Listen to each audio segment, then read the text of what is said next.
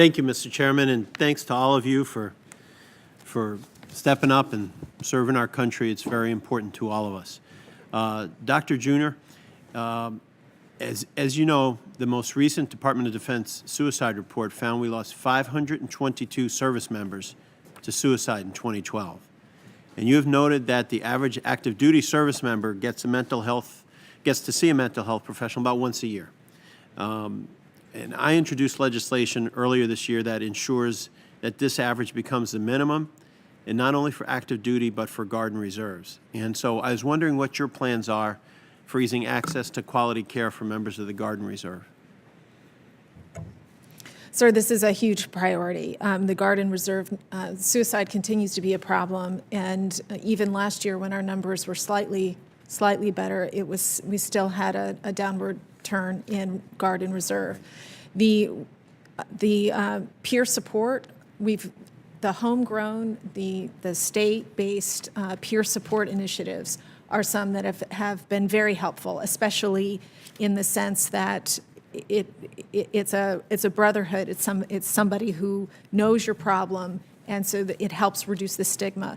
The stigma reduction is another big issue that we're having to face. And then when it comes to just access to care, I think the department has increased its the number of behavioral health providers, but I'm still concerned about whether it's enough. So these are all issues I'd like to address if confirmed. Well, the other question I wanted to ask you is how can we increase the role of frontline supervisors, more peer-to-peer information? As we discussed before, that I had met with the Israeli Defense Forces, and they said one of the keys is a bottom-up approach where more of the squad leaders, platoon leaders get to see that. And so I was wondering your ideas on the kind of plans we can use to have more of frontline supervisors help in this process. One of our initiatives is going to have to be, and I think we are moving in this direction, is going to have to be ensuring that frontline leaders recognize what signs of stress are and cultivate a climate that will encourage help-seeking behavior. And there are probably 180 or so programs DoD-wide.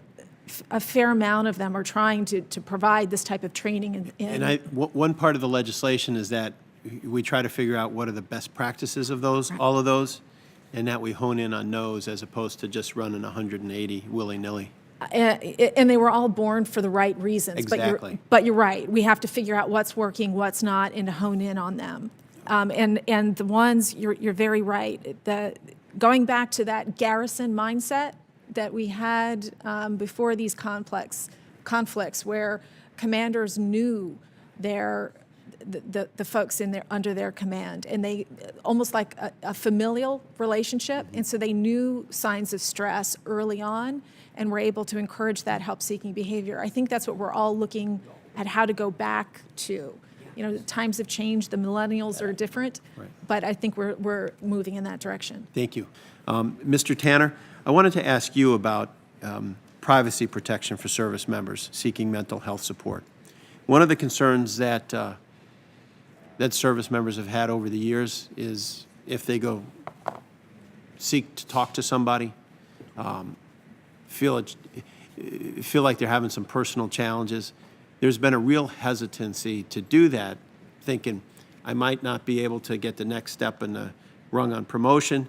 People may look at me a little bit different, and you have a unique position that can have an effect on this. So I was wondering your views on how we maintain the privacy protection of our service members while still making sure that that they're willing to talk to us to seek help.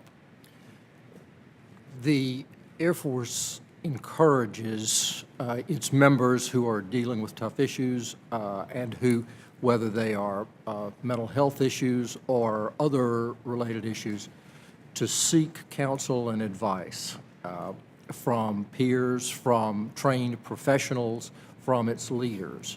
The Air Force, if confirmed, I would work very hard with the leadership to ensure that not only are all current laws fully enforced and that there be training on those laws about privacy protections for members and in some instances their dependents, but to enhance those to encourage that full and free flow of information. Because the last thing we want to see is somebody who is struggling be hesitant to seek help because they're worried about will people start to look at me sideways because of this, when my feeling is if they're struggling and they go seek help, that's a positive thing as opposed to any type of black mark on their career.